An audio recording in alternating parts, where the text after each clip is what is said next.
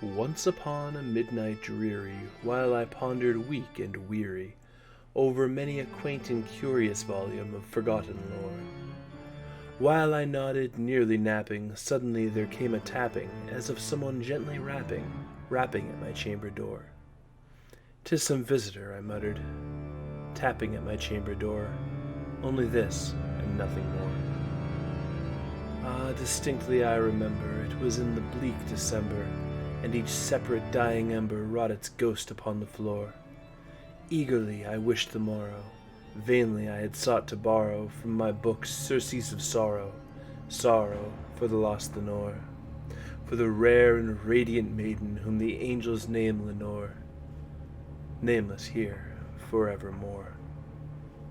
And the silken, sad, uncertain rustling of each purple curtain thrilled me, filled me with fantastic terrors never felt before, so that now to still the beating of my heart I stood repeating, "'Tis some visitor entreating entrance at my chamber door, some late visitor entreating entrance at my chamber door, this it is and nothing more." Presently my soul grew stronger, hesitating then no longer. "Sir," said I, "or madam, truly your forgiveness I implore, but the fact is I was napping, and so gently you came rapping, and so faintly you came tapping at my chamber door, that I scarce was sure I heard you. Here I open wide the door, darkness there, and nothing more." Deep into that darkness peering, long I stood there, wondering, fearing, doubting, dreaming dreams no mortal ever dared to dream before. But the silence was unbroken, and the stillness gave no token, and the only word there spoken was the whispered word, "Lenore." This I whispered, and an echo murmured back the word, "Lenore." Merely this, and nothing more. Back into the chamber turning, all my soul within me burning, soon again I heard a tapping, somewhat louder than before. "Surely," said I, "surely that is something at my window lattice. Let me see then what thereat is, and this mystery explore. Let my heart be still a moment, and this mystery explore. 'Tis the wind, and nothing more." Open here I flung the shutter, when with many a flirt and flutter, in there stepped a stately raven of the saintly days of yore.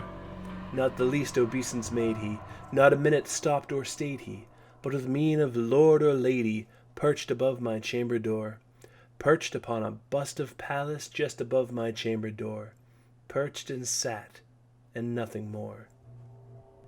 Then this ebony bird beguiling my sad fancy into smiling, by the grave and stern decorum of the countenance it wore.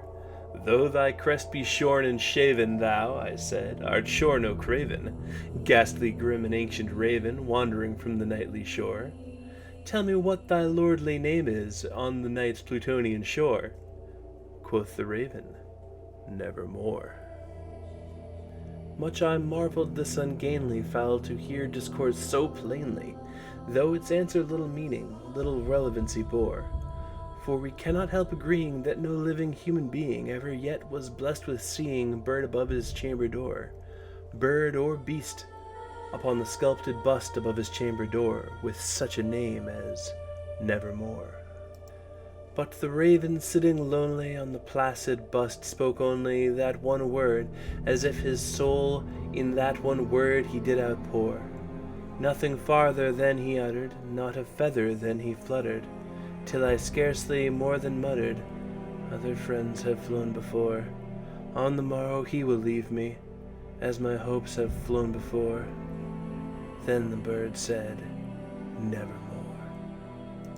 Startled at the stillness broken by reply so aptly spoken, "Doubtless," said I, "what it utters is its only stock and store, caught from some unhappy master, whom unmerciful disaster followed fast and followed faster, till his songs one burden bore, till the dirges of his hope that melancholy burden bore, of nevermore."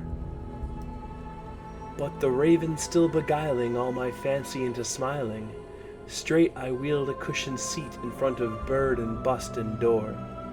Then upon the velvet sinking, I betook myself to linking fancy unto fancy, thinking what this ominous bird of yore, what this grim, ungainly, ghastly, gaunt, and ominous bird of yore meant in croaking, nevermore. This I sat engaged in guessing, but no syllable expressing, to the fowl whose fiery eyes now burned into my bosom's core. This and more I sat divining, with my head at ease reclining, on the cushion's velvet lining that the lamplight gloated o'er, but whose velvet violet lining, with the lamplight gloating o'er, she shall press, nevermore. Then methought the air grew denser, perfumed from an unseen censer swung by seraphim whose footfalls tinkled on the tufted floor. "Wretch!" I cried, "thy God hath lent thee, by these angels he hath sent thee, respite, respite and nepenthe from thy memories of Lenore. Quaff, oh quaff this kind nepenthe, and forget this lost Lenore." Quoth the raven, "Nevermore." "Prophet," said I, "thing of evil, prophet still if bird or devil, whether tempter sent, or whether tempest tossed thee here ashore, desolate, yet all undaunted on this desert land enchanted, on this home by horror haunted, tell me truly, I implore, is there balm in Gilead? Tell me, I implore." Quoth the raven, "Nevermore." "Prophet," said I, "thing of evil, prophet still if bird or devil, by that heaven that bends above us, by that God we both adore, tell this soul with sorrow laden, if within the distant Aden it shall clasp a sainted maiden whom the angels named Lenore. Clasp a rare and radiant maiden whom the angels named Lenore." Quoth the raven, "Nevermore." "Be that word our sign of parting, bird or fiend!" I shrieked upstarting. "Get thee back into the tempest and the night's Plutonian shore.